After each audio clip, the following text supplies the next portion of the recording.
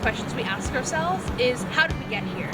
Now, ignoring all the religious and spiritual connotations that come with that, at least for now, I want to talk about how we got here in terms of environmental thought. Now, the answer to that question is long and complex, but it reflects the very nature of nature itself, so it's to be expected. To start answering that question, at least, we need to look into the past, which is really cliche, I know, but the art of the times really helps to show the progression of environmental thought, and starts to help us understand how we got here today and how we can move on tomorrow. For instance, we're going to start in the Romantic era. This followed the Enlightenment period and ran roughly from 1770 to 1850. But like all eras of time, it's really hard to say for definite when it started and when it ended. Looking at the art of the Romantic period is a really great way to show this progression, as art is in all cultures. First, we're going to look at the artwork from the Enlightenment period. The Oath of Horatii, and a philosopher giving a lecture at the orrery. In both images, you can see that the light is very warm and interior. It's orangey and it's very comfortable. There's also multiple heroes in each image. It's not a singular hero, but a group. In the Horatii, there's the brothers, and then in the philosopher giving the lecture, it's a couple of people are involved and are in the focus of the image.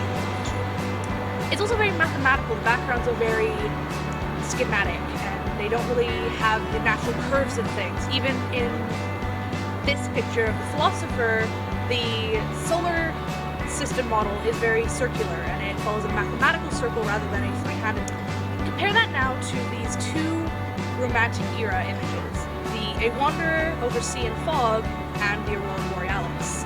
Both are very dark in comparison. The color scheme is very exterior, it's harsh, and there's no warm oranges or comfortable colors. Also, there are two singular heroes in these images, and that's the movement of the Romantic period to show man as a singular hero instead of a multiple working system.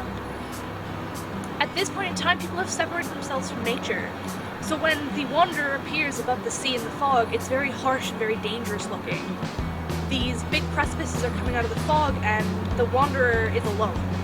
And so it gives this idea that man can put himself in front of nature and be a bit lost, but that he can also conquer it. It gives it the feeling that the Wanderer is not all that lost, that he is there for a reason. He's there to conquer the nature that he has separated himself from.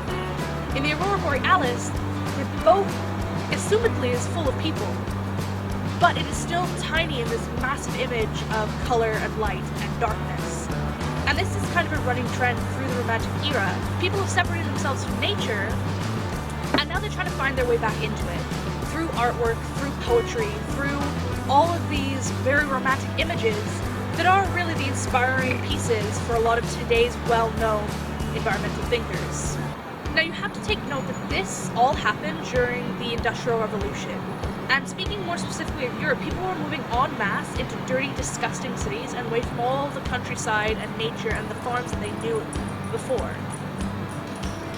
Time was also becoming a solid concept, and the day-to-day running of things had people working in dingy, dusty, dirty conditions during all daylight hours. The 9 to 5 happened during this Romantic period. And so it's really no wonder that people wanted to find an escape. The concepts of the countryside and the wilderness in Europe and North America, respectively, turned up during this period. People needed that escape. People needed that country home out in the wilds to escape these conditions that they lived in the city. And that comes down a lot of it to us separating ourselves from nature and building these cities that were great urban factories but weren't really good living conditions for people. Environmentalism in this period became a motif, an aesthetic. To be a naturalist could only happen because we'd separate ourselves from nature so much that to become one with nature was a completely different form of being a human. Environmental thought was only possible by romanticizing this idea of nature being separate from self. Suddenly, the environment was separate from the city, and nature became a motif for wallpaper, an aesthetic. To be a naturalist was also only possible because of the Romantic era, because we'd separate ourselves from nature. And to be a naturalist was then different from being a normal human. But that's only the beginning. The Romantic era is really only one period in time on a vast line of things that brought us to where we are today. And we need to really understand a lot more if we want to see where we should go tomorrow. That being said, of course, there's too much to fit in this one episode.